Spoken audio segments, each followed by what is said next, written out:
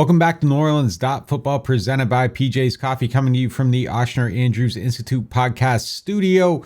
And if you want to celebrate your fandom beyond the field, Keesler Federal is proud to be the official credit union sponsor of the New Orleans Saints. They're a not-for-profit organization, meaning their members always come first. You can enjoy lower fees, better rates, and everything else that Saints fans need to help you get one step closer to living your dreams. And we're going to keep breaking down yesterday's game against the Rams, get you guys caught up for the trade deadline, and get you everything you need to know for today. And we're going to be trying something a little bit different this week. Mike's out. He has a family stuff that he's attending to. Nothing bad, nothing crazy. Just had to be with his family this week.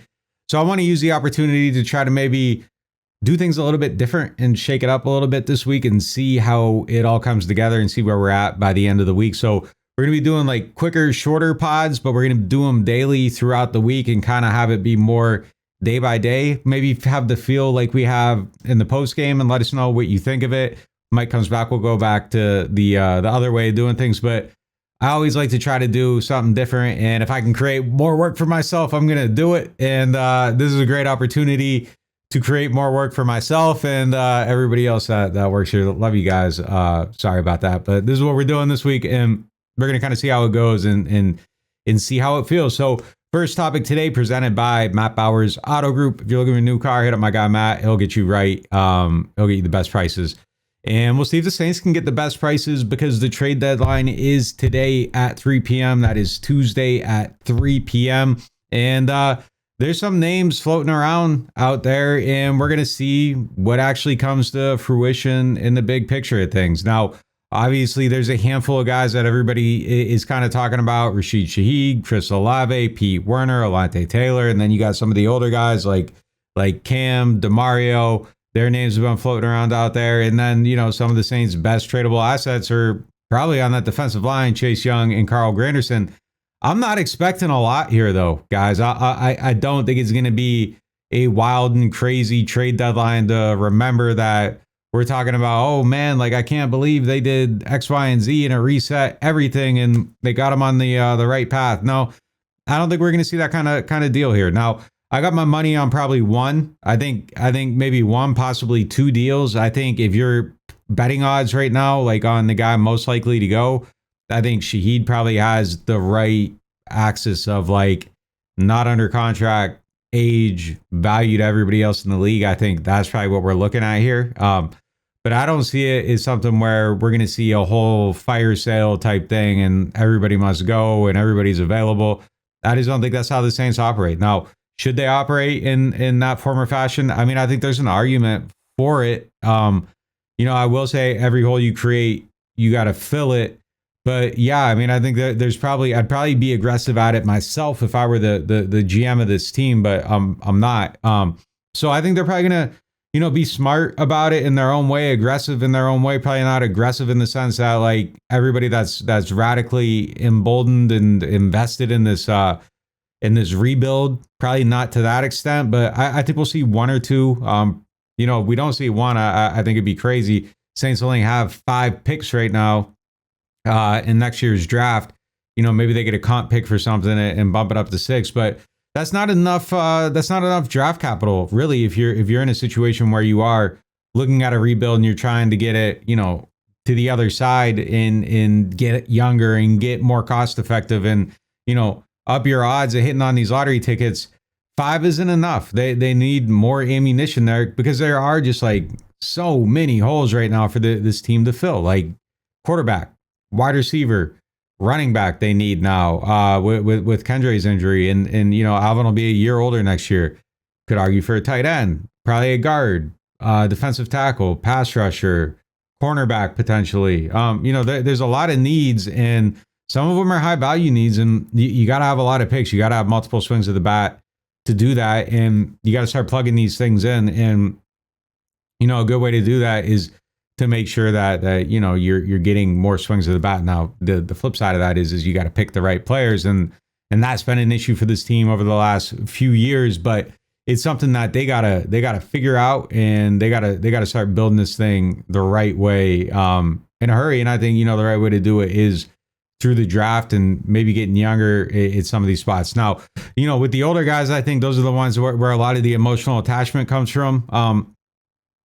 You never say never, but the value of trading those guys is a little bit lower, I think, when you're talking about getting 6th, 7th round picks back. And I think that's all you're getting for Cam and DeMario and those types of players. And look, we're going to publish this thing at 9 in the morning. By 10, I could be wrong on that. And if there's a great return out there, now DeMario could probably have more return. And I think he's probably going to play for a very long time.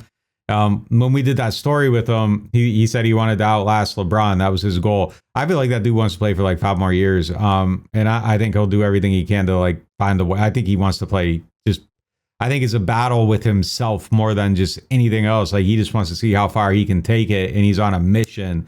And it'll be interesting to see how far he can go with it. But yeah, I think that's probably where he's at, and he probably has a little more value than the other guys. And then obviously Alvin said he doesn't want to get traded, which I think makes it really hard to trade him. I'm still surprised by that. Like if I were him, I'd be so frustrated right now and just want to like go somewhere to feel better and win and be of use more so than they're using him here. But that he's loyal, and look, I can't sit here and act like it's the most mystifying thing in the world. Like I made a similar choice with this business. Like, man, the city grips you, it grips you. It just kind of is what it is. And sometimes just being a fixture in New Orleans outweighs being, a fixture in any other city or in the world. So like, I understand it, but I also, I'm frustrated for them. You know what I mean? So I think a lot of us are for these guys. And I'm sure like hearts would be broken if any of those 3 got traded, but I think most of us would probably say, hey man, like I get it and good for you and go get it, go win, go finish your career that way. I think most of us would be happy to see those guys get that shot. But if the flip side is that we get to watch the end of their careers, that's a bright spot in the dark day, I guess. Like, the end isn't always as strong as the beginning, but like it's still the ending of those stories. And if we get to see like the whole duration of, and shoot, like DeMario got here in 18, but he might as well have been here his whole career too. He feels like one of them guys that's just like a fixture.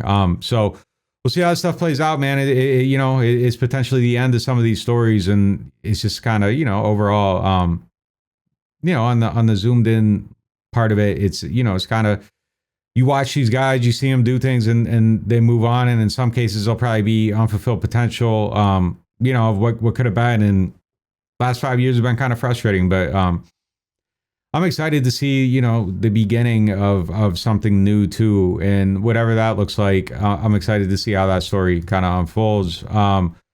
Which brings us into our next topic, presented by Rouse's, the official supermarket of the New Orleans Saints.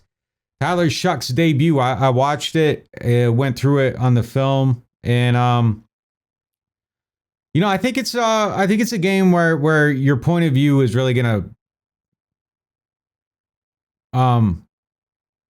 project how you feel about it. I guess like your point of view is gonna determine whether you're negative or positive about it. Because I feel like there's like 3 or 4 plays on the extreme positive end, 3 or 4 plays not on an extreme negative end, but like on a there's like 3 over here that probably weren't great, 3 over here that were pretty good, and then everything in the middle was kind of neutral. And I feel like it was probably a more neutral game than either of those ends. I came out of it, I think, feeling kind of positive about it. Positive in the sense that like, hey, look, maybe the next one's better. I don't know. I don't know what it's going to be. Like, it didn't really feel like enough of a valuation to really feel anything about it. Like the first 3 drives were kind of rough, 3 and outs. I think they didn't design well enough to really get anything going there. Shough had the play on 3rd down where he kind of rushed the pass. That wasn't very good. There was a play where I thought he could have climbed the pocket and he didn't. Like, there were a couple things early in the game, and then like his feet got underneath him and they got going right before the half. Like that drive was just kind of glorious, really. I mean, that throw to Olave was fantastic. Just climbs up the pocket, hits him for 27 yards. It felt like it was like through the 3rd throwing window on that, kind of kept his eyes down the field. That was really, really just kind of tremendous. I thought the deep ball to Shaheed was a good ball too. That Shaheed just kind of he lost it and didn't get down the field and see it. We were talking about that after the last show. And I just felt like he did a good job of being like intermediately aggressive down the field. I felt really good about that kind of stuff. And then on the negative, like, yeah, I mentioned that one on third down.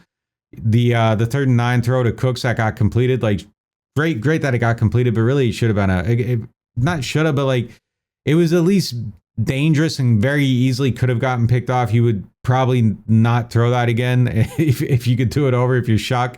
But he made it work. So like, you averted danger there. There's kind of a play late in the game where I felt like he got like really sped up, slowed himself down, sped up again, throw the ball out of bounds. Like there were a couple things like that I thought could have got cleaned up. We got a breakdown of everything on that on our site, NewOrleans.Football /subscribe, NewOrleans.Football. Just hit the subscribe button, use the code NOF, 20% off your first payment. We got news, analysis, podcasts. We're live all throughout the games, breaking it down. We got college breakdowns, scouting stuff. I go out on a scouting trip every Saturday. Next edition of that's going to be coming out. Sign up for that. Get all the coverage. Look, like if you like what we do, like we really need people signing up. It's been a bad season. Like we exist off that support, and then also our gracious sponsors. But we really need that support base. So if you like what we do it, and it allows us to kind of like get out there and do different stuff. And like we really just invest in the content. So be out there on that. But yeah, like I thought Shough played pretty good, and I'm excited to see what that ends up looking like. And I thought he did a lot of good things in that game, and I felt pretty positively about it overall. And again, excited to see what the next one looks like. Like it's the first exposure to a guy in a very weird type of game. So we'll kind of have to just see where he grows from it. And again, like I think, like it just was really, really brief. Like I'm watching it and then all of a sudden, like you're just done and there's not a whole lot to review beyond that. Now, some other stuff in that game, I definitely thought there was a handful of things that really left something to be desired, I guess is the way to put it. Like I didn't think that the pass blocking was as good as it could have been. And it's kind of weird because like I individually don't feel terrible about a lot of the people, but like it just felt like when they were getting pressure, it was getting there like very, very fast. Like they were just on top of them fast. Kind of a rough game for Fuaga too, who Kellen Moore said isn't going to be able to play this week, most likely high ankle sprain. We saw Cesar Ruiz get back from one of those really quick. So maybe you see the same thing here, but that's something to kind of keep an eye on this week overall. That would be a big loss for this team. But look, on the positive front of things, like I thought it was a really good game for Kelvin Banks against a tough opponent. I thought he did a bunch of stuff well. Couple things that could have been better. Not a completely clean game, but I thought he played well. I thought Olave had a good game. Juwan Johnson dropped a pass, but I thought overall kind of got some stuff together in this game. I thought it was a decent little bounce back for him. So that was good to see. So, I mean, look, we'll just kind of keep an eye on the progress of some of these guys over a period of time and see how they're bouncing back and how they're putting stuff together. I thought Justin Reed probably had one of his better games. Demario Davis continues to play well. So, like, there were a couple little decent, nice things within it.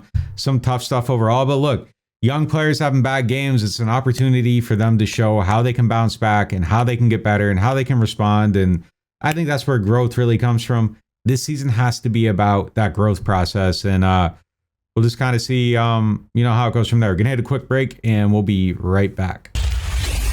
Whether you're an athlete or just trying to stay active, Ochsner Andrews Orthopedics and Sports Medicine Institute can help get you moving and keep you moving. You'll have access to the highest levels of specialized care, nationally renowned expertise, the latest equipment, and modern facilities, including a convenient walk-in orthopedic clinic when you need care fast. From the field to recovery, Ochsner Andrews Institute is there to help move your healing forward and get you back to what you love. Learn more at ochsner.org/ortho. Rouse's Markets is voted best grocery store in New Orleans, best grocery store in Baton Rouge, Mississippi, Gulf Coast, Thibodaux, Houma, Hammond, Lake Charles, Mobile, year after year.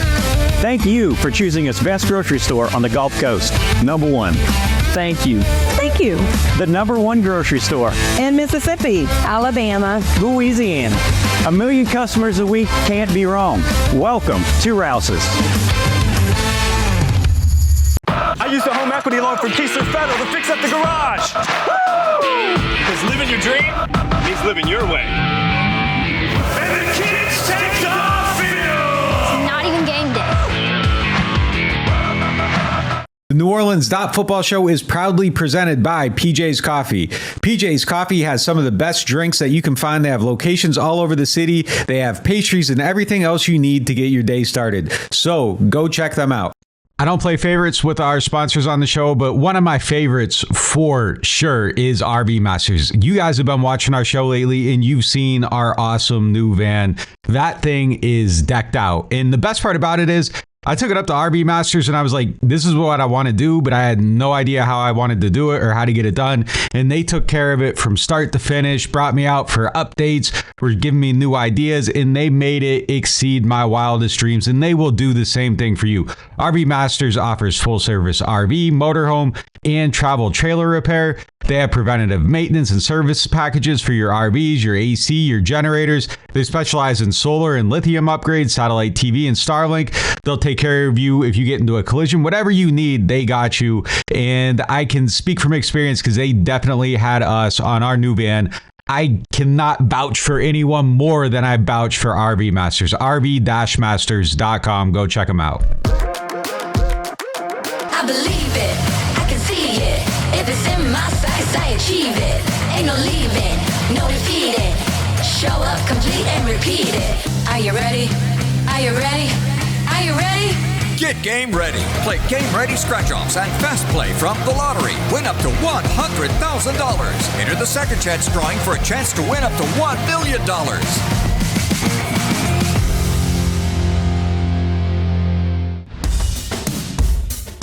Yeah, they want me to quit, I can't stop it. I'm out of this world, I'm like a rocket. And you can never be us. We not afraid of the pressure, cause we good in the clutch. Yeah. Get game ready. Play Game Ready Scratch-Offs and Fast Play from the lottery. Win up to $100,000. Enter the second chance drawing for a chance to win up to $1 million.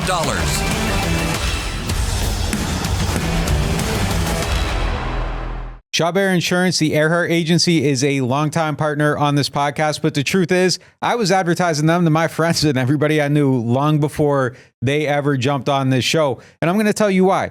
Every 6 months, my car insurance policy comes up, and every 6 months, I get a call from somebody from there telling me I need to change it or stay where I'm at. They're shopping my policy constantly to make sure I am getting the best possible deal. That means money in the bank. And those are the type of people you love, because look, we all live here. We all know how it is. The insurance rates are out of control. You need somebody watching your back, and they actually really do it. And I was with them before they ever asked me to be with them. So they are people that you need to be doing business with. And if you are going to look up their insurance, make sure you are looking for the Earhart Agency. Those are our guys. There's a lot of Shough insurances. The Earhart Agency is the one you want. I can speak for them. Real life, real support, real good business, real money saved. Call them up today. Shough Insurance, the Earhart Agency.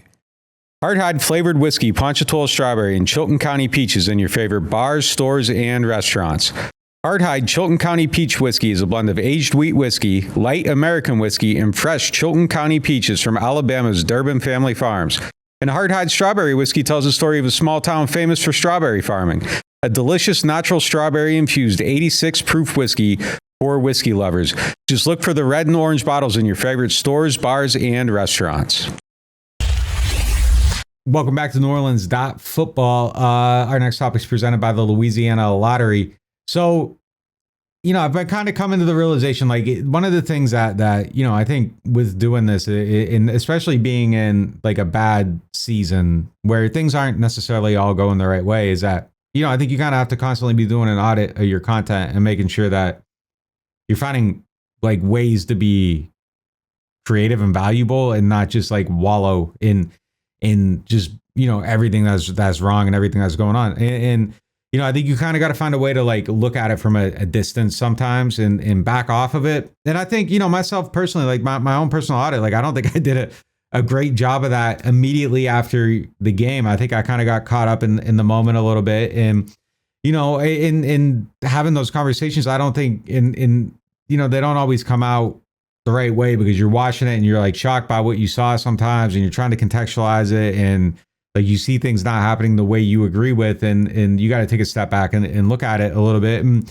I think just one thing to know about me, like I'm like radically invested into the idea of the rebuild at like all costs. Like, when they had Stallber or not Stallber Blackman, I was like, man, they should be playing Sanker when, every single time that there's an opportunity to play a younger guy, like seeing Vele not play bothers me. Like he only got 12 snaps in this game. I'd rather see him get snaps over, guys that maybe aren't necessarily going to be here long term. But like, I think there also does have to be a balance with like them trying to be competitive. And sometimes I think you lose sight of that, I guess, like within the moment of it. But, I do find it interesting. And I think that's the thing that I think would make the most sense to me going down the stretch for this team is just kind of like to lean into that building philosophy, especially as the season gets like further and further away. And it's tough to do that. And it's so easy to say it from here. Like I understand that wholeheartedly, but that would be one of the things that I would like to see with the trade deadline is if somehow they made some moves that opened up opportunities to where like they just have to play these younger guys and you aren't sitting somebody who's earned more snaps. Like that's why it's easy to say is because it's like, well, look, hey, I don't like Taysom being in there in this situation. I like him in this situation, but like he's also earned the right to carry the ball. Like, and it's easy to say he shouldn't carry the ball or like you don't like this spot, but you can't just not do that. And then because then that becomes a thing in your locker room too. Like if guys have earned things and you aren't giving them things that everybody in the locker room knows they earned, like it becomes a problem. And I think that's where kind of in those moments you're like, man, I hate this, but like it probably isn't fully realistic to look at things that way. So, I do think they need to find that balance though. And I think there has to be an eye on some opportunities. Like, I don't think you can take all opportunities from someone or give all opportunities to someone else, but like, I think there has to be a level of mindfulness. And I did a much better job of writing my Taysom thoughts than I did like saying them. Like I went and then had time to work them and I could present it in a more logical way. So yeah, I'm putting myself in the 3 down on how I said that take, even though I believe in it. But like, I think like where you got to find the balance in some of these things. And I'm just going back to the Taysom one is that like maybe on a 4th down late in the game when you're down by 24 and it's the 4th quarter and you want to see how Shough can operate in a situation. Like, I think that's the time to say, hey, look, we're going to do development here over trying to convert this 1st down or trying to get this red zone touchdown. Like, we're going to let Shough throw in the red zone. We're going to let Shough try to get this 4th down. And, likewise, there was a red zone trip earlier in the season. I can't remember what game it was where they gave it to Taysom in the red zone. And at the time, we hadn't seen a lot of good stuff from Rattler in the red zone. And it was like, he needs to figure this out. He needs to grow from it. And like, they gave it to Taysom.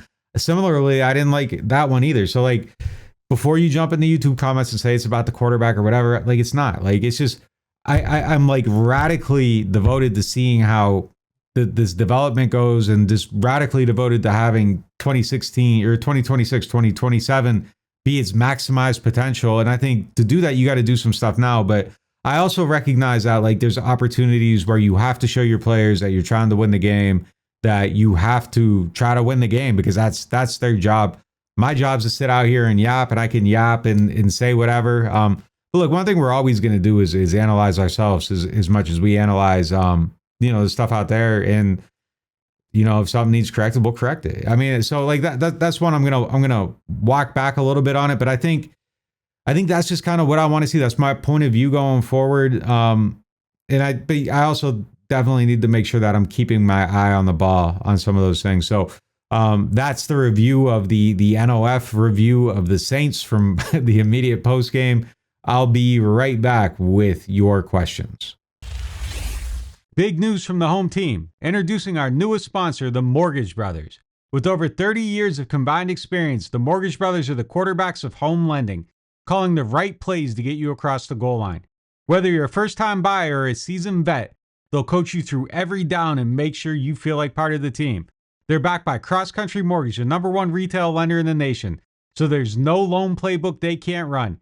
FHA, VA, conventional, RD, and more. They're lifelong season ticket holders.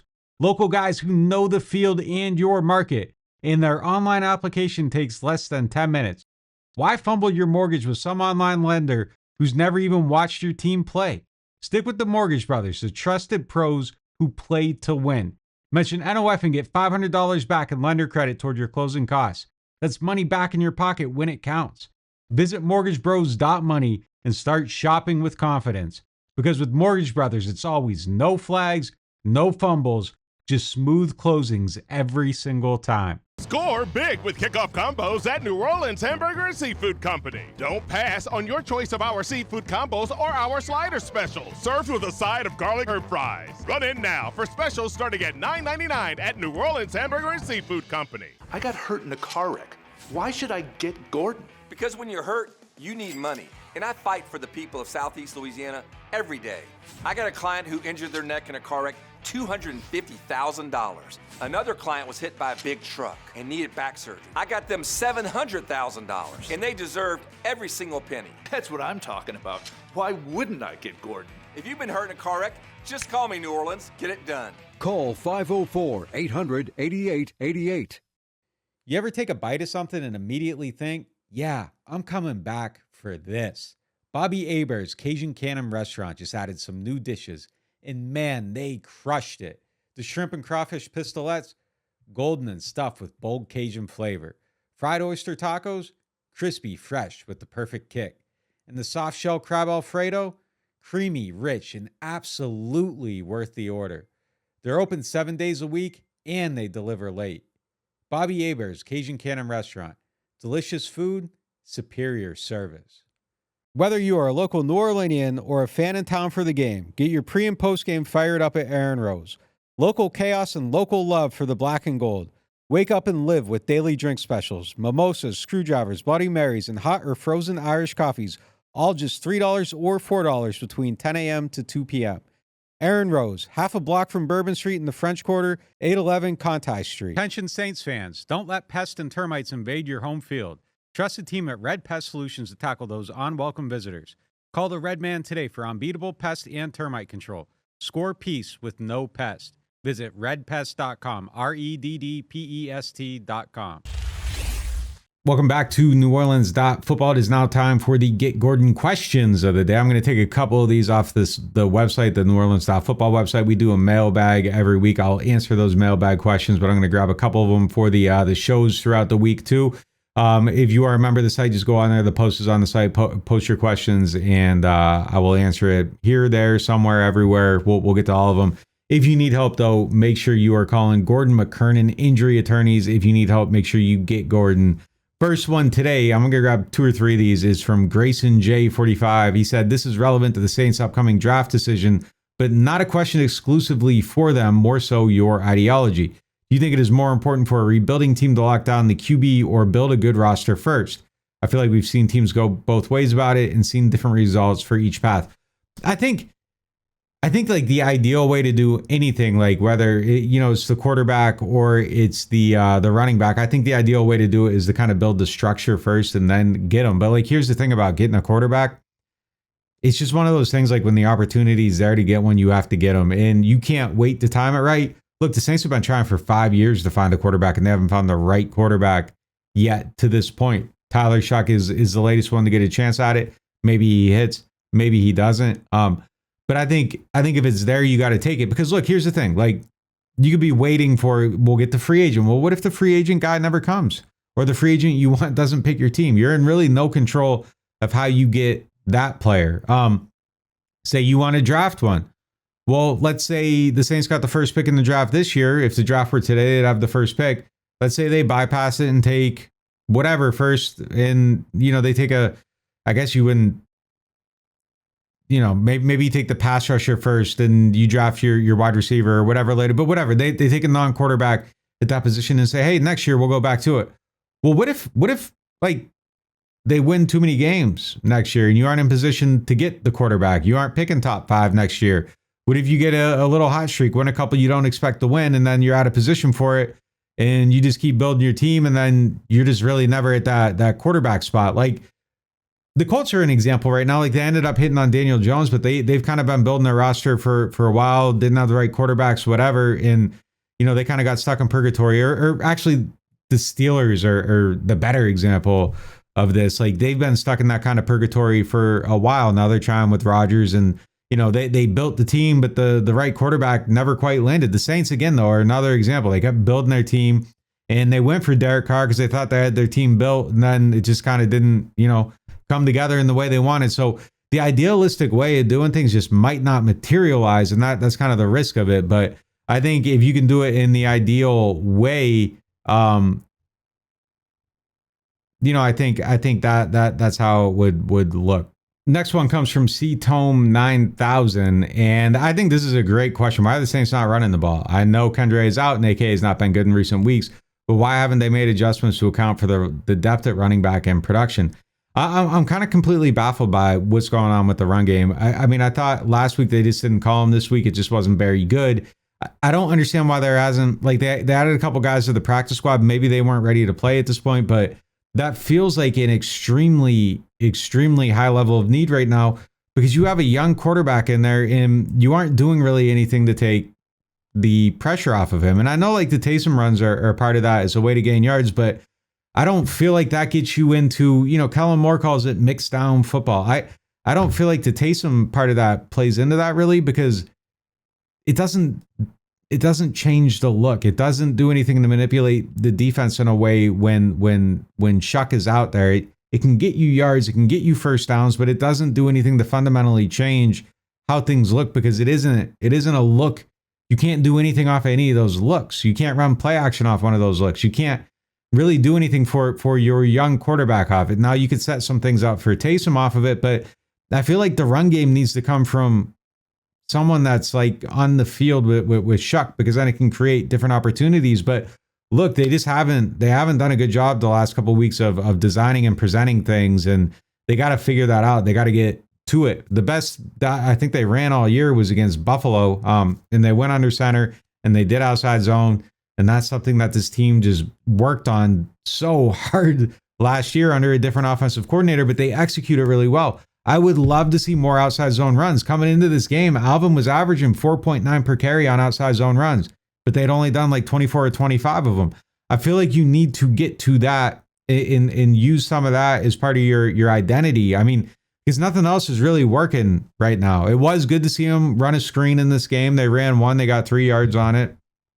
Wasn't the best play that I was making so much noise about these damn screens. And then the first one gets 3 yards, but it's something that I feel like they definitely need to get to, right, get back to it right now. Our Rick said, how's the locker room feeling right now? Look, I thought they were in like decent spirits again today, Monday. I'm recording this Monday night. It was in there today. They seem to be in decent spirits today. They're together. They're around. They're putting some, they're hanging out. Like it didn't seem like a lot of head hanging. I think people are frustrated with losing for sure. You kind of see that like on the faces of the older guys a little bit more than the young ones. I think the young ones are just out there kind of like fighting right now. That's going to do it for today's show. Appreciate y'all for tuning in. We'll talk to you next time.